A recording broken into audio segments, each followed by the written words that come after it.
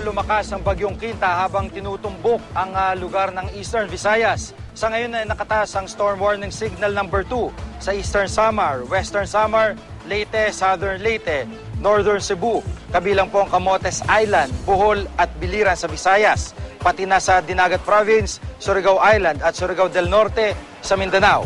Signal number 1 naman sa Northern Samar, Masbate, kabilang po ang Ticao Island, Aklan, Capiz, Antique, Iloilo, Guimaras, Negros Provinces, Siquijor at iba pang bahagi ng Cebu sa Visayas. Signal number 1 din sa Agusan del Norte, Agusan del Sur, Misamis Oriental, Camiguin at Surigao del Sur sa Mindanao.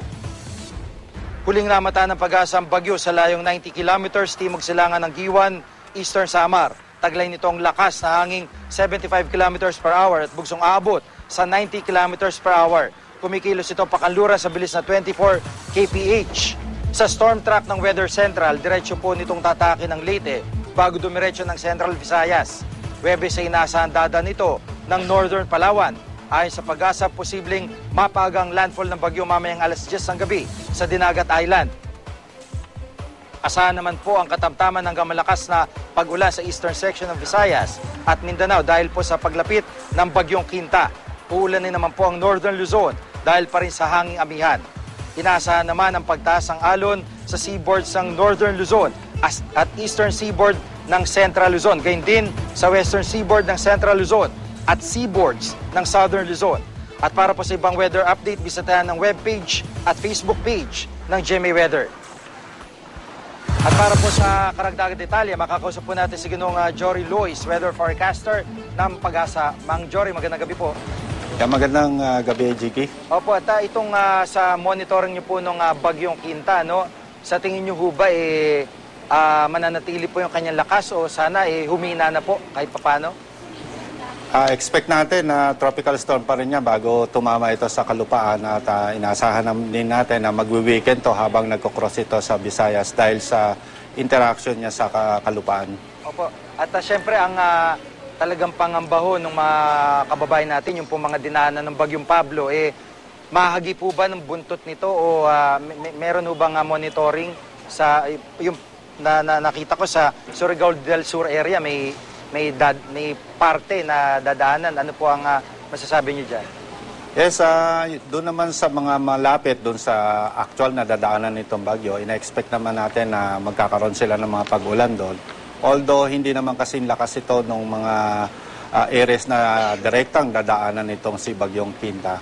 Kaya nga po ang aming paalala lagi na although kahit ulan lang yung mararanasan ng ibang lugar, pero pwede pa rin magkaroon ng mga posibilidad ng mga pagbaha at pagguho ng lupa dahil kung masusustain po yung mga pag-ulan nito, although hindi naman po kalakasan pero sustain, pwede pa rin po ito magpabaha. Opo.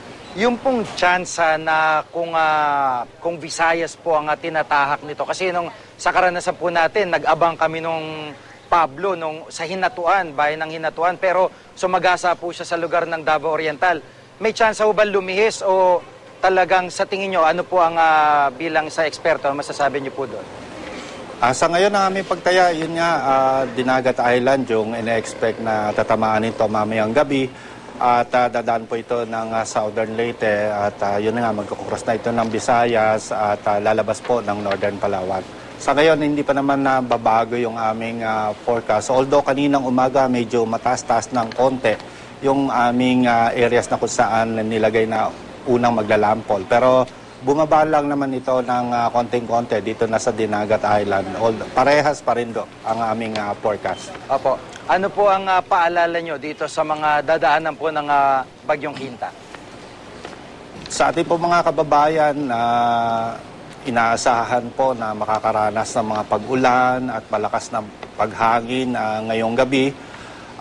Aming paalala po ay iba yung pag-iingat at yun na nga doon sa mga may history na kung saan nagkaroon ng mga pagbaha, mag-ano na po kayo, maganda na po kayo dahil maaaring maulit po yung mga pagbaha na to at kung saan po kayo safe na pumunta ay pumunta na po kayo ron.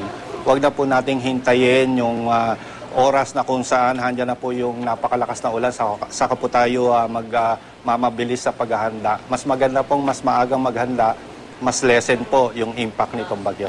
At saka mas maganda kahit po mahina yung mga pag-estima ng Pag-asa, maganda na sa pinakamalakas kung maaari, ano po. Tama po yun. Opo. Maraming po salamat si Ginoong Jory Lois, weather forecaster ng Pag-asa. Salamat po.